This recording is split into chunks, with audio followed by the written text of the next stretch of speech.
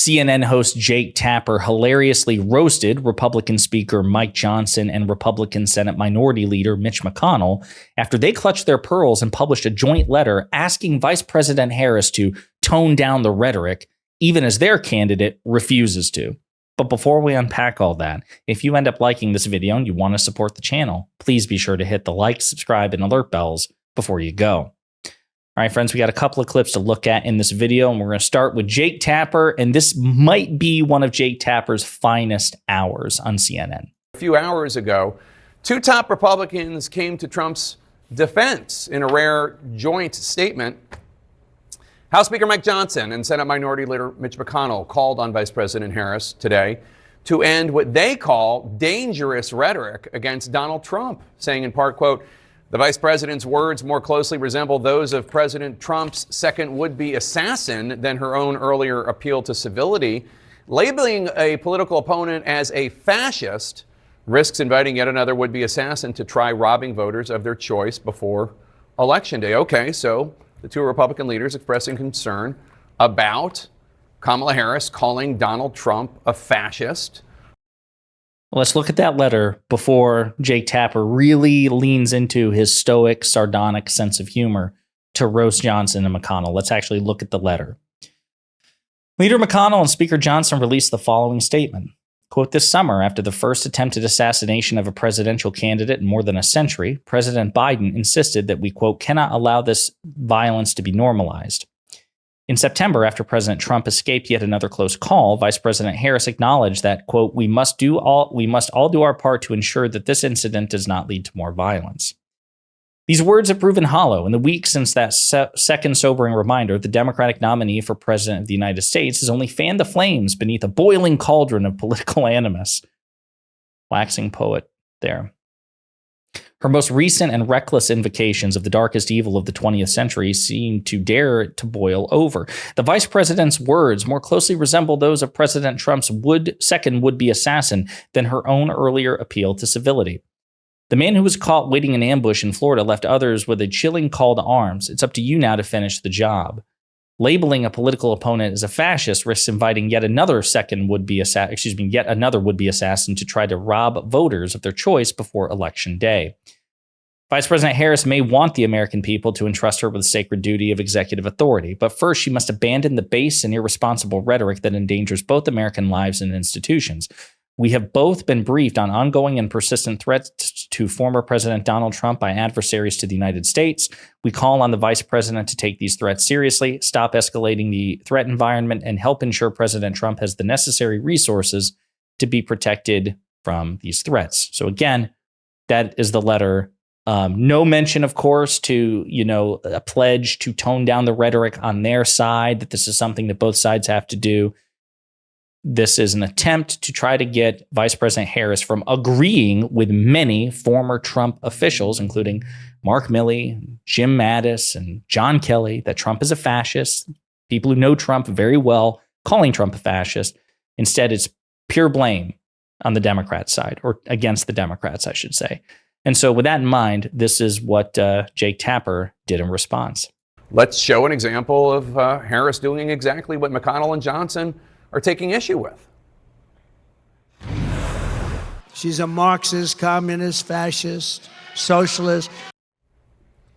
I'm sorry, the control room, that was actually Donald Trump calling Kamala Harris a fascist in September. Control room, are you ready? Please run the clip of Kamala Harris calling Donald Trump a fascist, which offended the Republican leaders. Somebody's got to explain this woman. There's a radical left, Marxist, communist, fascist. Okay, again, I'm sorry. That was Trump calling Harris a fascist. I apologize. Control room, can we get it together? Johnson and McConnell are very upset that Kamala Harris called Donald Trump a fascist. Please roll the clip. We have a fascist person running who's incompetent, and we have a president who's not even around. Guys, I'm trying to show the clip of Donald Trump being called a fascist. That's what Speaker Johnson and Leader McConnell are really worried about. And you keep running different clips of Trump calling her a fascist. Please, humor me. Humor me. Authoritarian, admires people who are dictators. He has said that. So he certainly falls into the general definition of fascist, for sure. Okay, so that was Donald Trump being called a fascist, but not by Kamala Harris. That is retired Marine General John Kelly, Trump's longest-serving chief of staff, coming to the conclusion that Donald Trump is a fascist in his view. Guys, she did say this. She said it here on CNN. Don't you have a clip from CNN? We have got to stop him, Milley said. You have got to stop him. By you, he meant the press broadly. Quote, he is the most dangerous person ever. I had suspicions when I talked to you about his mental decline and so forth, but now I realize he's a total fascist. Okay, so that was from CNN, but that was me reading a quote from former Joint Chiefs of Staff Chairman General Mark Milley, who Trump appointed. Milley calling Trump a fascist in an interview with Bob Woodward. That wasn't Harris calling him a fascist. Control room, come on. I know we have this clip somewhere from CNN. Come on, show it. Do you think Donald Trump is a fascist? Yes, I do. Yes, I do. Thank you. My control room going a little bit rogue there and making a point, perhaps. This is obviously what Mike Johnson and Mitch McConnell are worried about Kamala Harris, agreeing with the words of some of the people who have worked closely with Trump in the Oval Office in the Situation Room. That's what they have an issue with, not Trump using these very same words. CNN's Roast of Phenomenal.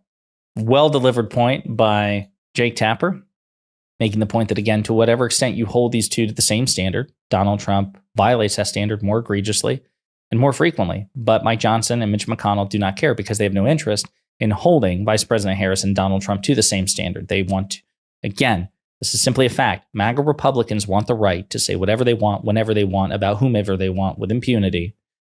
But then they want the rest of us to not enjoy that right. We have to treat them with kid gloves, rhetorically speaking. We have to bite our tongue. We can't say the same sort of things that they say.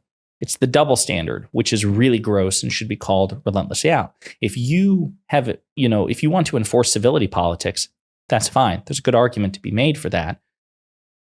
But you have to hold both sides to that standard. And you have to recognize when one side violates that standard more frequently and egregiously than the other. And that is the Republican Party. Again, Johnson and McConnell have no interest in that. It's a bad faith request to try to muzzle a salient criticism of their preferred candidate.